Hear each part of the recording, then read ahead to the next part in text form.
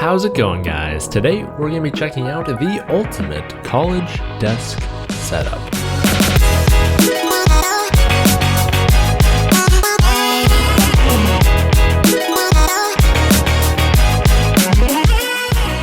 As a senior, I've been refining my craft over the past 4 years, and I'm pretty happy with where I'm at. This has a pretty heavy emphasis on film editing since I am a film major, and I'll make sure to leave links down below to everything you see in this video. Starting with the major things, the desk and chair were actually provided by my apartment, so can't really comment on those, it's just what I got. I would prefer to have my desk be a little bit larger, but with this setup, it works fairly well. The monitor that I'm using is the LG 21x9 ultra-wide curved 32-inch, which I've actually had this baby for 5 years, since before coming to college. I've been using this for the past couple of days, and let me tell you, it is incredible. I'll have the exact model number down below, and it is quite a bit less expensive than when I first bought it, and I still love using it, definitely. Now, powering that monitor, in previous years I've just used my laptop to plug directly in and just use it as an external display, which that does work well. It's done well for me. I just had a 15-inch MacBook Pro, but in the last few months I decided I need a bit more rendering power and just kind of a dedicated desktop, so I got the M1 Mac Mini. I would not recommend we take too close of a look at what's beneath the desk because cable management and just overall organization is a little bit of a mess because it's all just kind of tucked down there. I don't really have much space for all the stuff to go since it's such a tight room here, but I have the Mac Mini as the main computer, and that's connected to a 32 terabyte Synology 4 hard drive NAS. I'll leave a link below, which I've converted all of my previous sort of miscellaneous external hard drives that I used to have to plug in. I've converted that system all just over to this singular network attached storage, and it's been proving to be very efficient, and I've loved editing off of this NAS. It's really made working with a lot of files just a breeze to use. I absolutely love that. Now, in terms of actually connecting this to my computer, it does not use USB like all my previous hard drives.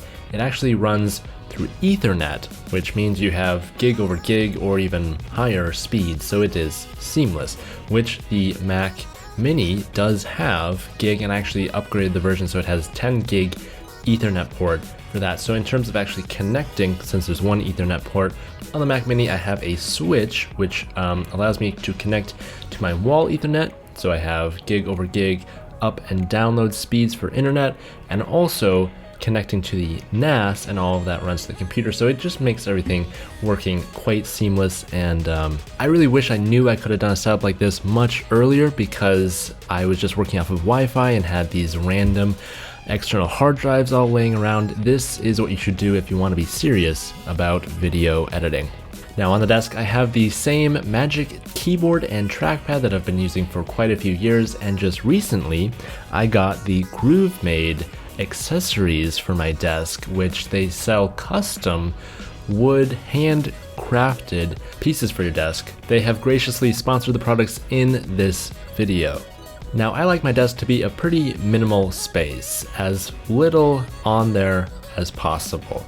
And the aesthetic that these Groove-Made products bring really don't make it cluttered, but it ties the whole desk together and increases ergonomics. So I've got those two pieces along with the little forearm rest, which is great for typing up long papers or script writing whenever you need to be at the keyboard for a long time. This really creates a great posture and helps to prevent sort of the fatigue that comes with sitting and typing for a long time. I've also never used a desk mat before, but I got the smallest size that they have because that was all that fits my desk, and I'd recommend everybody have one. It just kind of ties the whole desk together. It creates sort of a friction so that your keyboard does not move around if you don't want it to. And then also, if you're taking notes, it's much better to write on this semi-soft surface.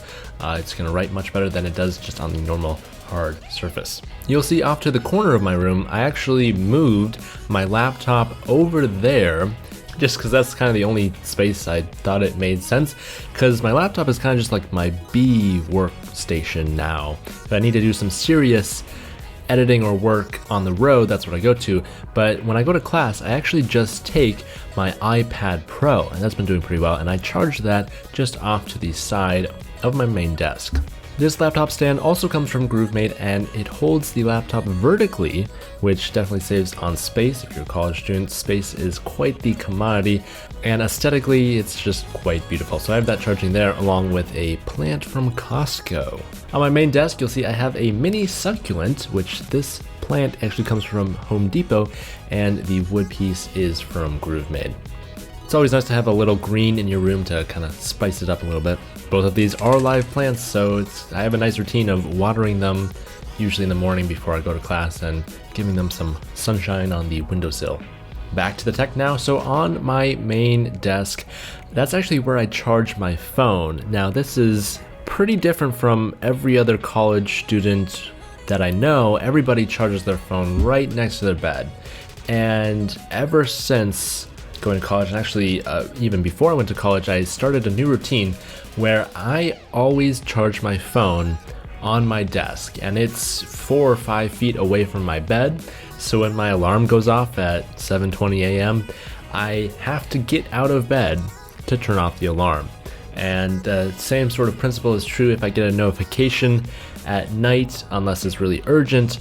I don't get out of bed to do that. When I put my phone away, that means I'm going to bed, and that really helps a lot with being able to go to sleep and stay asleep. So since upgrading to a phone with MagSafe, I've just been loving using this MagSafe charger.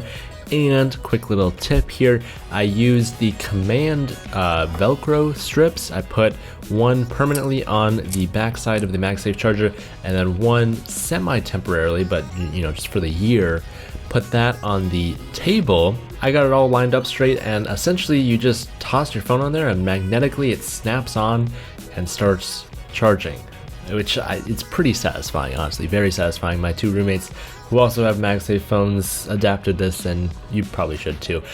Fuck!